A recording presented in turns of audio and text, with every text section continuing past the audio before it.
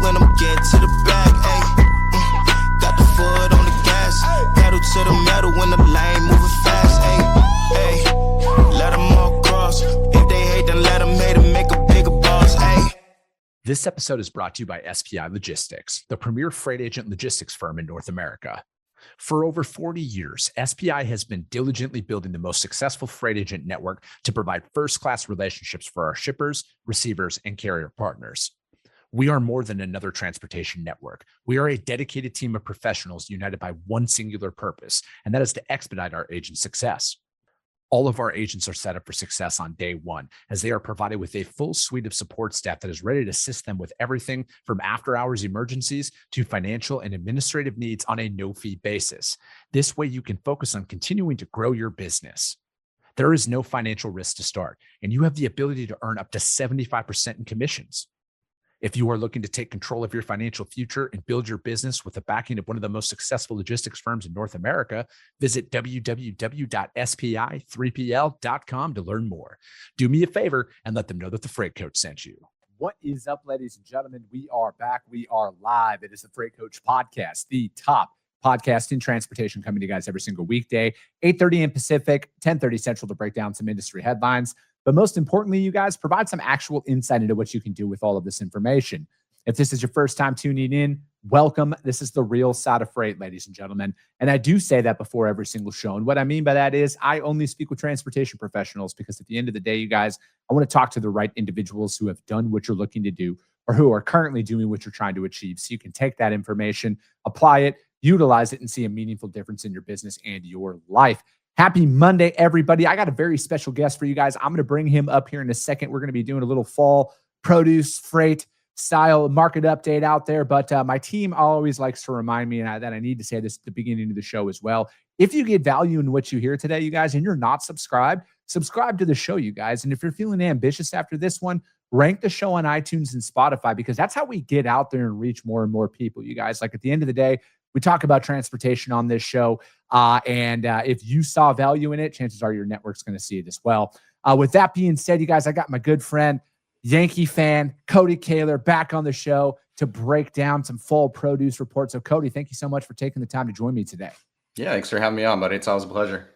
No, absolutely, man. And it's funny because I was looking and I'm like, damn, it's been like since May since Cody was on the show last. And I like, usually having you come on every couple of months just to break down inside of produce. And I always love having my friends who run operations that are niche specific come on the show, because you guys can always bring such a greater insight into that industry, right? Because there's so much freight that's out there. There's so much opportunity that goes on. And, I just don't think like you can really speak in general terms anymore, especially with like how much data and how much information's out there for our prospects and our shippers to utilize.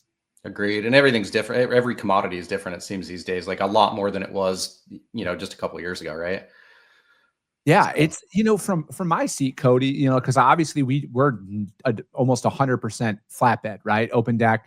And I've just noticed, even from a business development perspective, it helps us at least position ourselves as like that next man up in their providers list, when they know, like, when we're going in there and we're prospecting them on that niche level where, dude, you know more about produce and food freight than 99% of the people in this industry, right? So it's like you're out there, and when you and your team are prospecting people, like, what are some of those things? And before we get into the market, I want to touch a little bit more on like, what are some of those things that you and your team are utilizing right now to kind of at least like get noticed from prospects?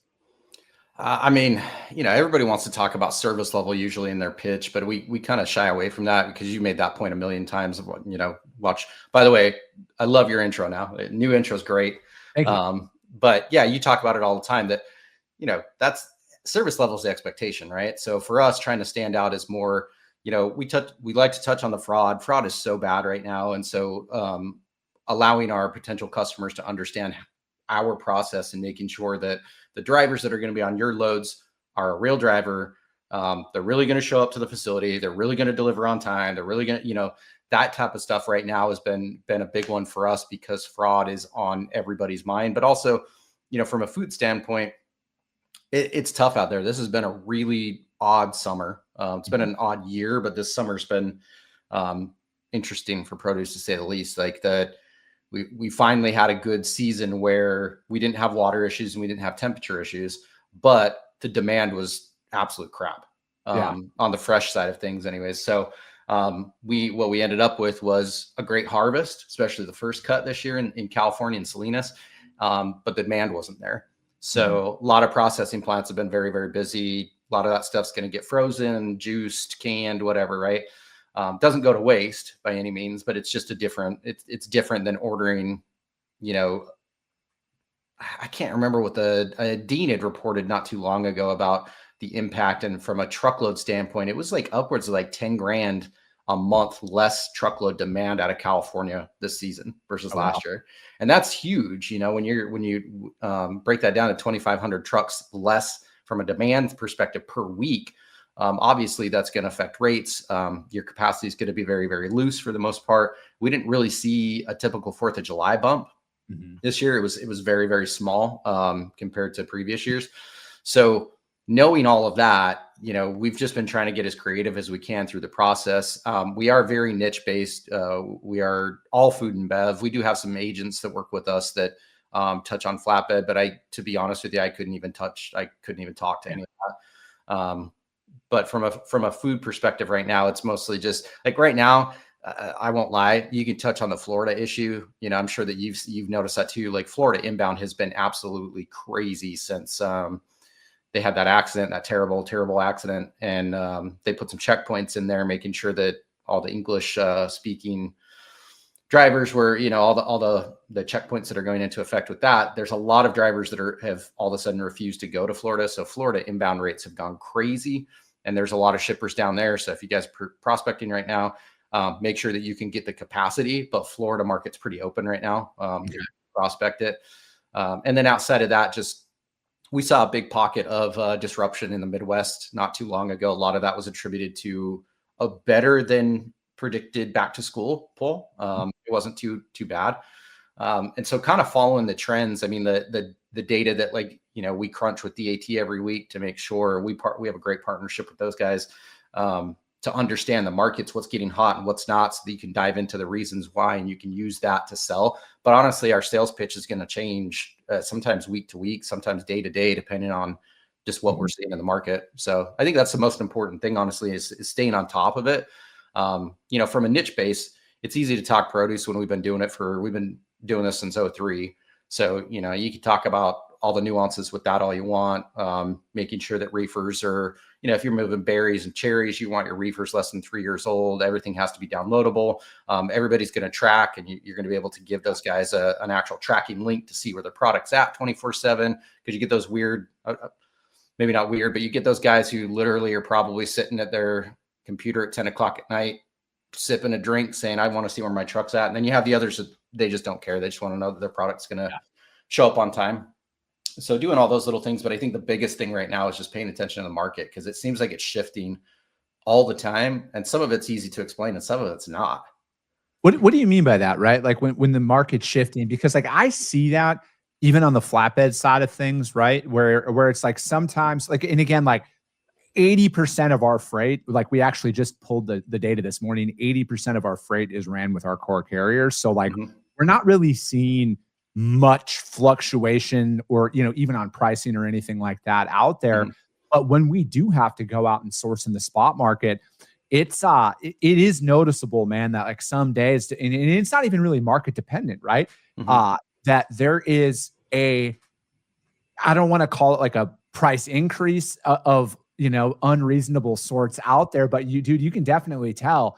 And it's where I see it is man, that used to be how outbound LA used to be on a Friday, right? Book it easy or early, because the later in the day, the higher the price gets. And I'm starting to notice that in some of our markets. If we have to recover a load for whatever reason on a Friday or even later on in the day, vastly more expensive than it would be earlier in the day. Agreed. And some of the markets, I'm going to use Pacific Northwest because it's starting to pick up. We're already seeing a decent harvest for onions and potatoes. Onions just moved back up to the Washington area not too long ago. It was mid-August that moves up. And that one is extremely day of the week dependent. And it's crazy when I talk to people who don't work in produce that much, but you will literally pay $1,000 less for a truck on a Monday than you will on a Friday or a Thursday. And part of that goes into working with your customers, working with your buyers, getting those guys to understand that you want to obviously have the most competitive rate for those guys without, closing your doors because you're losing money left and right. And so working through some of that with those guys, letting those guys understand that if you have to purchase on a Thursday and Friday, even if it's going to run on our dedicated on equipment, because let's be real. I mean, like if you work with a carrier for even 10 years and they know that there's $1,000 difference if they book on spot from a Monday to a Friday, and you're not figuring out how to compensate them somewhere in the middle on that to have them book on a Friday, they're going to go somewhere else. You got to take care of your carriers, and you got to be realistic, and you have to understand the market itself. And I think a lot of that goes into your pricing and most importantly, your communication to your customers to let them understand it too. Cause a lot of those guys don't understand. I was on the shipper side for 13 years. I had no clue. To me, a rate was a rate, right? A truck was a truck.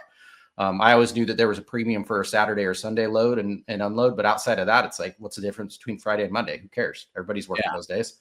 How important is it that though, to like actually explain that to your customers? Because like, that's something that we do. And a lot of it is more like mileage specific. Mm-hmm. So I've pretty much anything that's less than 1,000 miles that picks on a Friday and delivers on a Monday, I'm going to let my customer know like, hey, this is going to be more expensive to ship it out this day, especially if you're in a spot market style pricing with them, then it will be Monday through Thursday. Right. And I'll explain that on a lot of the lanes that we come across with our customers. Right. And again, same thing, because like we'll move some freight here out of Arizona going into New Mexico, for example. And I've told my customer like, hey, if we can ship this Monday through Thursday, here's your rate. We won't deviate away from that. But if that has to ship Friday for a Monday delivery, this is why it's more expensive. And I took the time to explain it to them. And again, you get that feeling that nobody's doing that, right? Like nobody's explaining. They just are out there marking it up an extra $800 or, hypothetically, whatever that looks like. And there's no real reasoning behind that. How important is that as a sales rep to go out there and explain those little differences to your customers so they're more prepared for that? It's huge. I mean, it's huge. I think context is king, right? Like they have to understand the reasons why you're pricing things.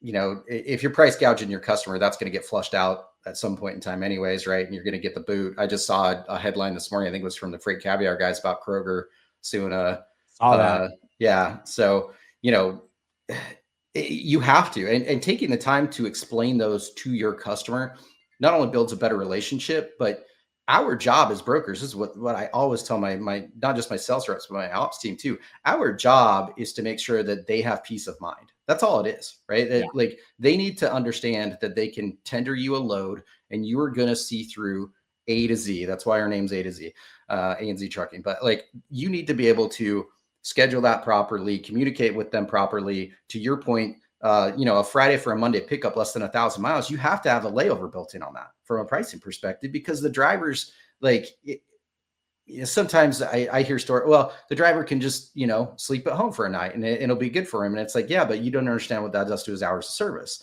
Like you have to understand they're not just robots that go like this all day long. They have to comply with all of these different hours of service regulations and everything else. And if you mess with that in the slightest bit, you affect their next load and their next load and their next load until they do a reset, right? So explaining all of that context to those guys, usually from a contract standpoint, we will price things based off of best case scenario and then have that conversation. Most shippers do multiple rounds, at least in the food and bev. Have that conversation out there the first round and then really dial it in with the buyers that you're working with. At least for us, that's how it typically works, right? And talk to those buyers and make sure, hey, if you don't want any service disruptions, these are the days that are premium. These are the days that work best for us to load based off of our current capacity. If you need me to go source capacity outside of what we currently have, then there is a potential price increase for that. And having those conversations up front, I think, are golden. It gives you another opportunity to talk to the customer too. And it gives you another opportunity to let the customer know that you actually know what you're doing. Yeah. Is that often overlooked? Like, I know the answer to this, but for the context of the listeners out there, how often is that overlooked? And, from my seat, I've heard this from numerous shippers of ours, right? Is, like at the end of the day, like, hey, we're a manufacturer. We're not a transportation company. Like, this is why we hired you, and you need to bring this to our attention. And I know that I use this term a lot, but like, this is another one of those things that I mean, like, I would rather take 5 minutes on the front end of a relationship to explain a lot of this stuff to a customer, or even in the heat of the moment, say you haven't, and that comes up, because like there needs to be a justification behind like, hey, why is this exact same load now $400 more? Yep. Like you have to be able to explain that. And again, more often than not, your customers are going to be no harm, no foul, because they know why, right? Like they know that you're not just fucking throwing darts at the wall and hoping something sticks. Like, no, this is why it is what it is. Like, yeah, you might get lucky and find that one driver who lives in the receiving city, who's going to do a shutdown at home and all of that stuff, right? Like you might get there, but chances are you're probably not. And, again, you need to keep this service at a higher level. It's easy to say it, but I feel like, at least from my perspective, very few are executing upon it and having that conversation that you're describing right there, Cody. Oh, I agree. And from my experience on the other end of this, I would say probably close to 80 or 90%, because I can't count how many times we used to refer to them as paper rates, right? The rate looks great on paper, but you're probably not going to be able to execute on it, right? Yeah. And I can't count how many times I would get a great rate up front. And it took me probably a year to learn this when I was on the shipper side. Like, the best rate isn't always your best option, right? A lot of those are paper rates. And a lot of times, I can't count how many times they had to come mid-bid with their hand open saying, we're getting crushed here. And it's like, well, if you're getting crushed, why did you bid so low? Well, it's because that's where we thought the market was going to be at. And so that always told me, one, you either don't know what you're talking about, or you just bid low to get on the lane. And then you're hoping that midway through, you're going to be able to have a conversation with me, and shit happens. I understand that those things, like market shift, nobody could have seen what happened in Florida, right? Like nobody could have predicted that. But Pacific Northwest, if you're not educated enough to know that produce in the Pacific Northwest, which pretty much includes Salt Lake all the way up, because there's onions and potatoes in Idaho and Salt Lake and all that fun stuff, all the way up through Washington. If you're not educated enough to know that rates start to creep up mid-August and they peak right around December, January, and you're not building that into your rates, then you shouldn't be bidding it. And if your shippers don't know that, I mean, typically your shipper's going to know that if they've been doing it for a while. But if they don't know that, it is your job to help educate them on why you're bidding what you're bidding, why you're pricing things the way that you're pricing them. All shippers know that you have to have some sort of margin in there. We've got lights we got to keep on. We've got internet we got to pay for. We've got subscriptions to everything we got to pay for. And we have people that we got to pay, right? So they all know you got to have a margin. But if you're going in with a 20 or 30% margin on a load, that, spot's completely different. I'm not going to talk about that, but from a contract standpoint, if you're going in that high, you've got to be able to justify the reason for that, because maybe that 20 or 30% is taking into account that 2 or 3 months out of that year-long bid, you're going to be in the negative, right? You got to be able to explain that to them, and they have to be able to understand it in real time, like layman's terms, instead of just saying, this is the rate, this is the rate that we get. And it's like, cool. Well, you're out of 10 carriers, you're number 9 on my pricing list. So without that context of why that is, they're probably just going to go with the cheapest rate. You're going to lose out an opportunity, and that shipper's probably going to end up getting burned. So to me, that's your opportunity to build that relationship of trust. I'm at a point with some of our shippers where if another carrier asks for a rate increase, the first person that they call is me and say, hey, what's going on in this market? Like even for a lane I don't run. Because they know that I'm going to be honest with them. They know that I'm going to tell them like, you're getting gouged, or they bid too low, or, hey, like the Florida thing that just happened, rates are crazy down there. And, a lot of your dedicated capacity that was going into Florida before is now refusing to. You can't change that. You've got to communicate that to your customers.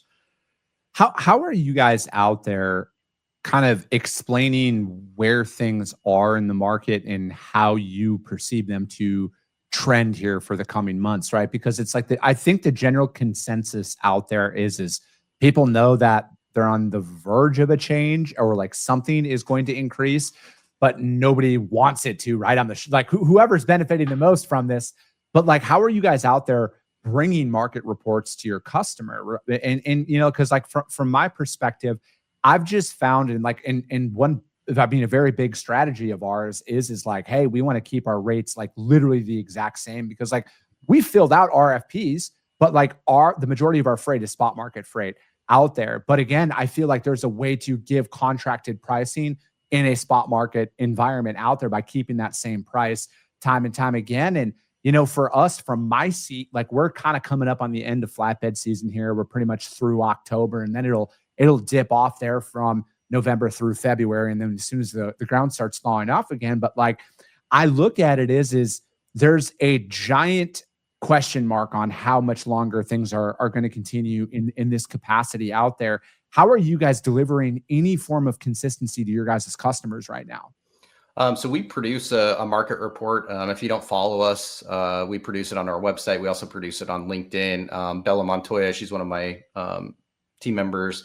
She actually produces the report, sends it to all of our customers, also publishes it out there. And it's very food specific, taken into the economy of what's going on with what we're seeing with food, very produce specific. But we like to get in front of it. And then also, from an RFP standpoint, because everybody talks about RFP season, but unfortunately in food and produce, like it's RFP season every single month. I mean, I have, I'm churning out probably 3 to 4 RFPs a week right now.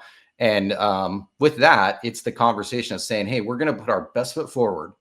We're going to go into this assuming that there is not going to be a major shift in the market during this time frame. However, context, if that shift happens, we do have to have a conversation. If you tell your customer that up front, and let them know I'm putting my best foot forward. I'm trying to save you as much money as I possibly can without sacrificing service, and taking care of my carriers on top of that, because at the end of the day, you still want the same driver showing up for most loads, gets to know the receiver, gets to know the shipper. That's your best case scenario from a service level standpoint. So you've got to price that accordingly, but you also have to have that conversation with the shippers right now. I think in this market this could shift at any time. And this could be next month. We could be looking at oh my God, everybody's pulling their hair out, and all of a sudden the spot market runs up and contracts getting defaulted on all over the place. I don't think that's going to happen personally. I think the most important thing right now is the Fed interest rate. Keeping that in mind, and I am hearing that you were looking at least 25% or a 25% or 0.25% drop in September, potentially one in October, potentially one in November and December. We'll see how all that shakes out. But I think that's going to lead to potentially an uptick in volume. The good thing, at least on our end, we are pretty steady Eddie throughout most of the year because people always have to eat. We don't really truck any luxury items. But we also, I learned a long time ago, flatbed usually dictates how the rest of the year is going to go. Yeah.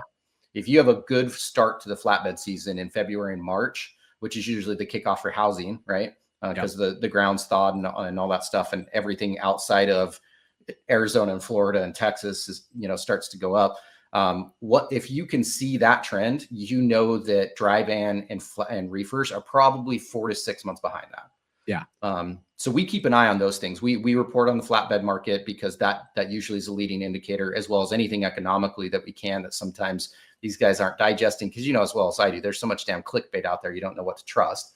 Dude, it's alarmingly high. It really is. And, because like from my perspective, we're hearing from, I'm not even over exaggerating here, 99% of our prospects they have all directly, not indirectly, directly said this year was about 40 to 50% slower than we had anticipated from overall freight volumes out there. And again, we're from a business development perspective, we're having a lot of success in getting in with the decision maker in regards of we're having conversations with them, right? That doesn't mean that we're getting set up and they're like, oh, hey, here's all this freight. But we've heard it from legitimately, man, 99% of our prospects have all said in one percentage or another, 40 to 50% slower. The majority of them were we should be working 65 hours a week right now.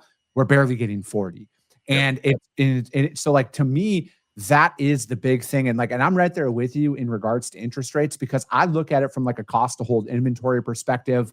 And then how much more willing are they going to be or how much more willing are they going to be to take that risk to pre-order a bunch of inventory as well, to get it in there in that anticipation. And, I think it's very evident where things are right now. And I think a lot of people need to caution, because you see, they're oh, Trump's been in office for 8 months now. Why isn't the world fixed? And, it's it's one of those things, like it takes a lot of time. And I understand that.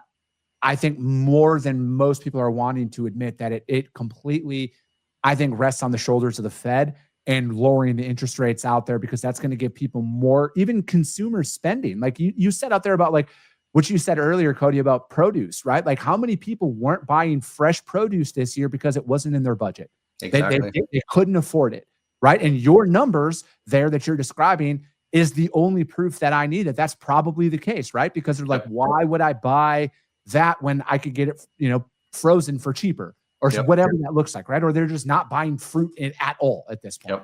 Yeah, I mean, that's like I'm guilty every single week that I make my Costco run and I buy one of the big things of strawberries, right? Every single Sunday that I go and I do that, I think, okay, by the end of the week, we're going to buzz through this. By the end of the week, probably a quarter of it's bad, right? Because we eat through most of it. And then, so that type of stuff, if you compound that with the pricing of everything, people started shifting their buying habits to frozen strawberries. I actually started doing that for my smoothies and stuff. Like, why have fresh when I can have a giant bag of frozen for a month in my freezer, right? And so I think a lot of that happened this year because pricing has been completely out of hand for the last 4 years. I mean, inflation's been crazy. So, but for example, we were seeing boxes of lettuce for just iceberg last year, hovering around 45 to 50 bucks a case. Average the last 4 years has been anywhere between 30 and 50. We were seeing it lower than 20 bucks a case this summer. We were seeing cherries, a typical load of organic cherries, you're talking $150,000 to $200,000 in value. We were seeing under $100,000 for the first time in the 8 years that I've been doing this. What explain that? Like demand.